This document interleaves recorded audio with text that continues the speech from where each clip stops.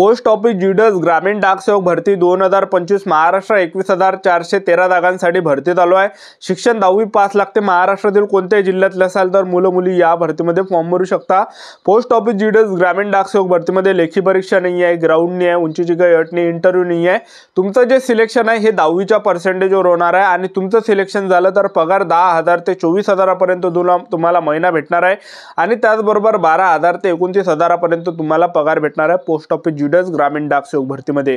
तर आपल्याला फॉर्म कशा प्रकारे भरायचा आहे विद्यार्थी मित्रांनो, ट्रिकनं तुम्हाला या ठिकाणी तुम्ही जर या ठिकाणी ट्रिकनं फॉर्म भरसाल तर नक्की तुमचं या ठिकाणी सिलेक्शन होणार आहे। तर ट्रिकनं फॉर्म कसा भरायचा हेच मी तुम्हाला आजच्या व्हिडिओच्या माध्यमातून सांगणार आहे।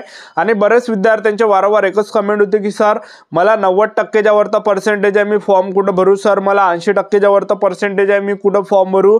सर मला 70% वरता पर्सेंटेज आहे, मी कुठं फॉर्म भरू? सर मला 60% वरता पर्सेंटेज आहे, मी कुठं फॉर्म भरू? सर मला 50% वरता पर्सेंटेज आहे, मी कुठं या ठिकाणी फॉर्म भरू? अशा बऱ्याच विद्यार्थ्यांचे वारंवार एकच कमेंट होते।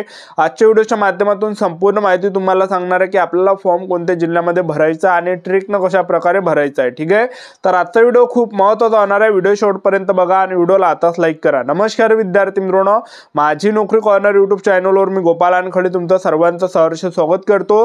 तर मित्रांनो, व्हिडिओचा थंबनेल बघून तुमच्या लक्षात आलं असेल की आपला व्हिडिओ कोणत्या टॉपिकवर होणार आहे। व्हिडिओ सुरू करण्याच्या आधी आपल्या यूट्यूब चॅनलला सबस्क्राइब करा जेणेकरून प्रत्येक भरतीचे अपडेट तुमच्यापर्यंत सर्वात आधी पोहोचेल।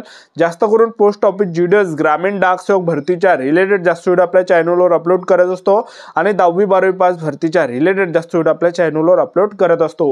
व्हिडिओ सुरू करण्याच्या अगोदर सर्वांना एक रिक्वेस्ट आहे, तुम्ही आपला व्हिडिओ कोणत्या जिल्ह्यातून पाहून राहिले, कोणत्या गावातून पाहून राहिले हे नक्की या व्हिडिओ खाली कमेंट बॉक्समध्ये लिहा जेणेकरून मला सुद्धा वाटणार आहे की आपला व्हिडिओ कोणकोणत्या जिल्ह्यापर्यंत पोहोचत आहे, कोणकोणत्या गावापर्यंत पोहोचत आहे आणि 10वी मध्ये तुम्हाला किती पर्सेंटेज होते हे सुद्धा तुम्हाला कमेंट बॉक्समध्ये लिहायचं आहे। तर पोस्ट ऑफिस जीडीएस ग्रामीण डाकसेवकचे फॉर्म भरणे चालू झालेले आहे। ठीक आहे, 10 फेब्रुवारी पासून फॉर्म भरणे सुरू झाले।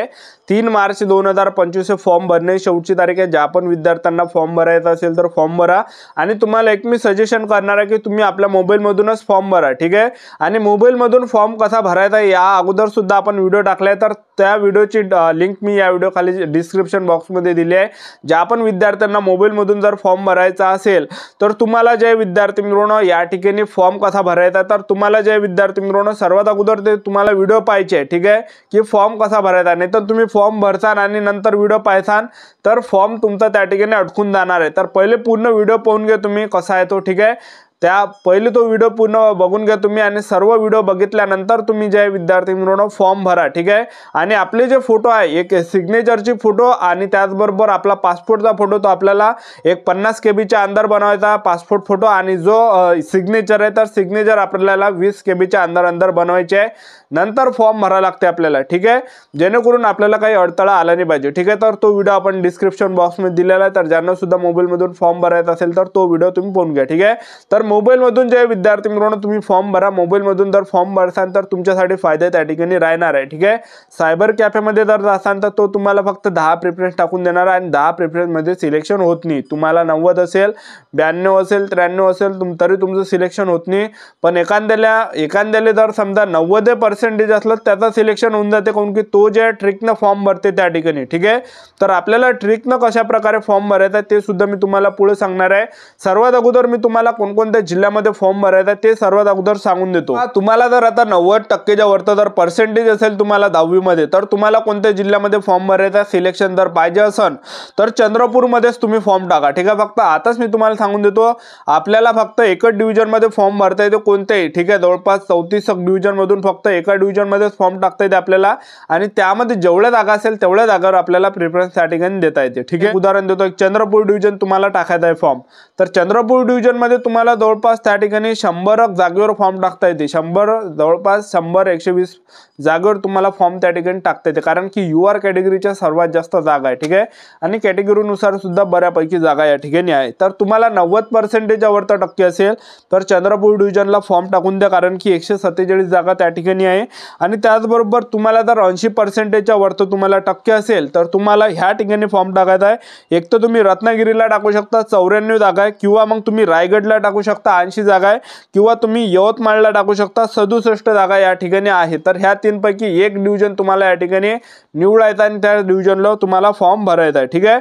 आता ज्या विद्यार्थ्यांना 70%च्या वरचा पर्सेंटेज आहे तर तुम्हाला फॉर्म कुठं भरायचा आहे, तर एक तर तुम्ही या ठिकाणी रत्नागिरीला फॉर्म टाकू शकता, किंवा तुम्ही रायगडला फॉर्म टाकू शकता. रत्नागिरीला 94 जागा आहे, किंवा रायगडला टाकू शकता 80 जागा, किंवा चंद्रपूर डिव्हिजनला टाकू शकता 147 जागा, किंवा यवतमाळला टाकू शकता 67 जागा आहे. ठीक आहे.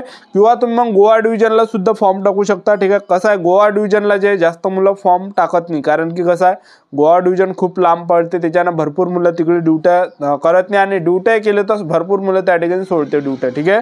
तर गोवा डिव्हिजनला सुद्धा जर तुम्हाला पाहिजे असेल तर गोवा डिव्हिजनला सुद्धा तुम्ही टाकू शकता, तर तुम्हाला 80%च्या वरती असेल तर. ठीक आहे. तुम्हाला जर समजा आता 70%च्या वरती टक्के असेल 10वी मध्ये, तर तुम्हाला फॉर्म कुठे टाकायचा आहे, तर तुम्हाला एक तर रत्नागिरीमध्ये टाकू शकता 94 जागा आहे, किंवा अमरावती डिव्हिजनला टाकू शकता 62 जागा आहे, किंवा मग तुम्ही अकोला डिव्हिजनला टाकू शकता 60 जागा आहे, किंवा मग तुम्ही यवतमाळला डिव्हिजनला टाकू शकता 67 जागा आहे, किंवा मग तुम्ही या ठिकाणी पालघर डिव्हिजनला सुद्धा टाकू शकता. ठीक आहे. ज्यांना 70%च्या वरचं पर्सेंटेज आहे तर या ठिकाणी तुम्ही टाकू शकता, किंवा मग तुम्ही नागपूर मोपसूलला सुद्धा टाकू शकता. ठीक आहे.